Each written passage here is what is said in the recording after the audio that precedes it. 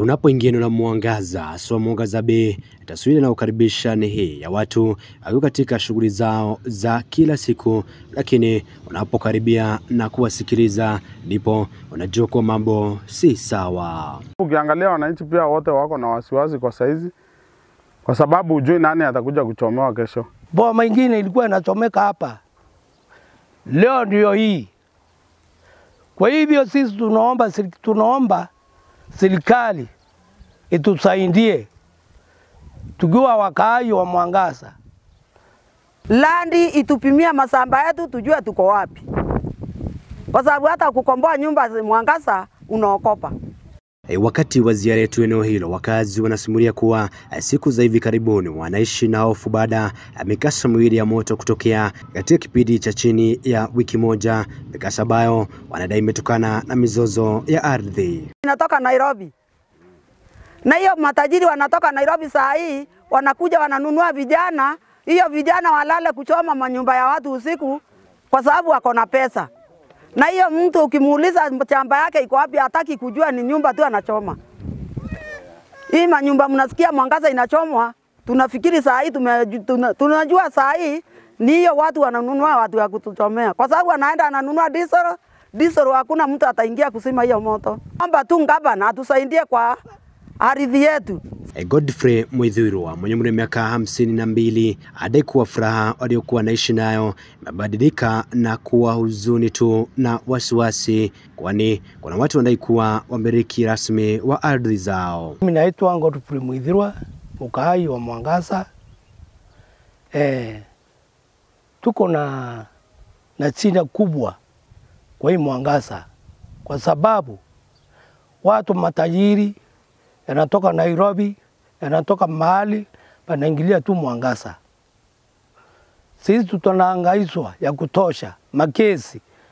Mtu anakuja anasema shamba ni yake na yeye si mkaaji wa Mwangaza.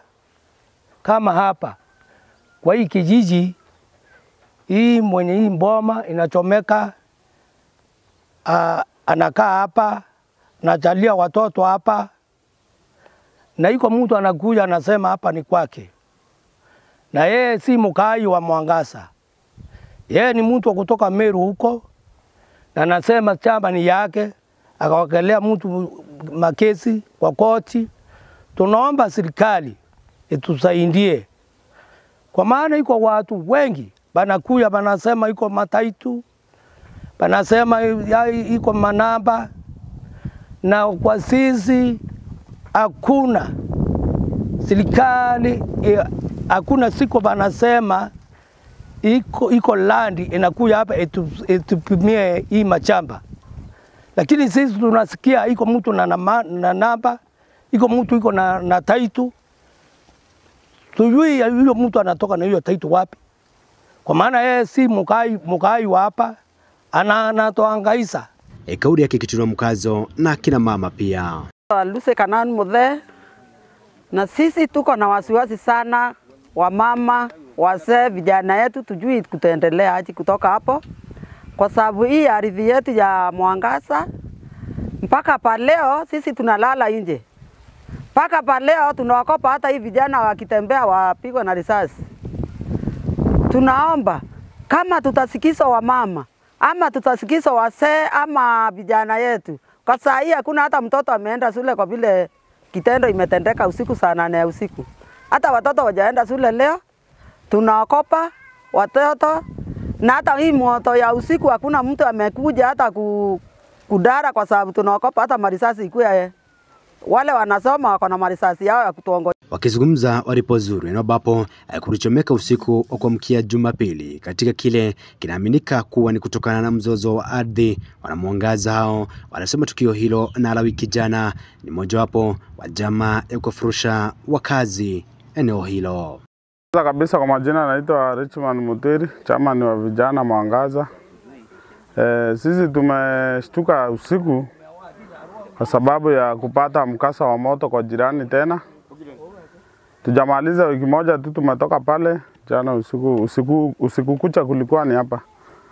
So na hii nyumba imechomwa na ni petroli imetumika kuchoma.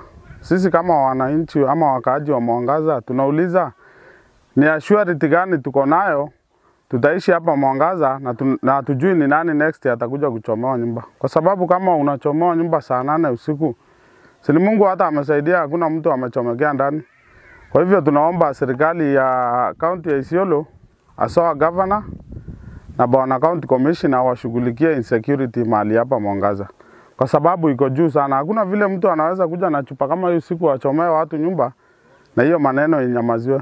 So ni DCI na county commissioner na county government waingilie shughuli tupate mwenye kuchoma hii nyumba, ndio sisi pia wananchi pia wajua wako safe. Sababu ukiangalia wananchi pia wote wako na wasiwasi kwa saizi.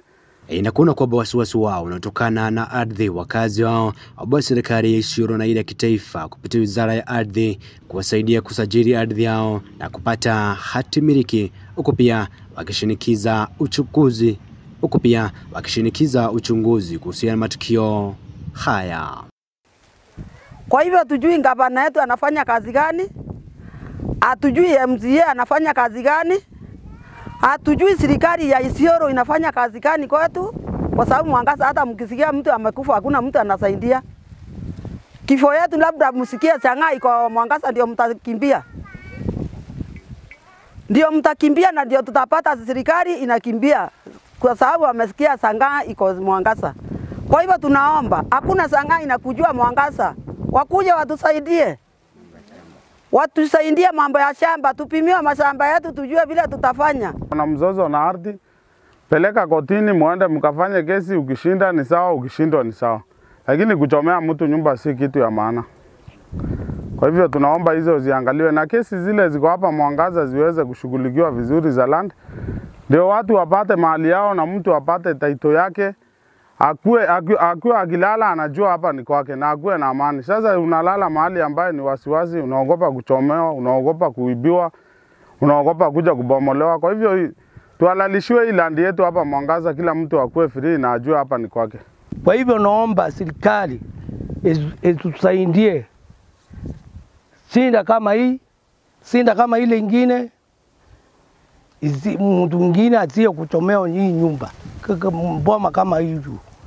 Kwa hivyo hiyo ndio mimi naomba kwa serikali itusaidie. Serikali isimame na sisi na iangalie hii shughuli vizuri tafadhali. Akikuja kwangu kulikuwa hapa. Sasa hatujui mwenye chamba ni nyinyi ama ni sisi tuko. Nikiripotia Kamacho TV, itaripota 001 wa Chumbi Kamacho.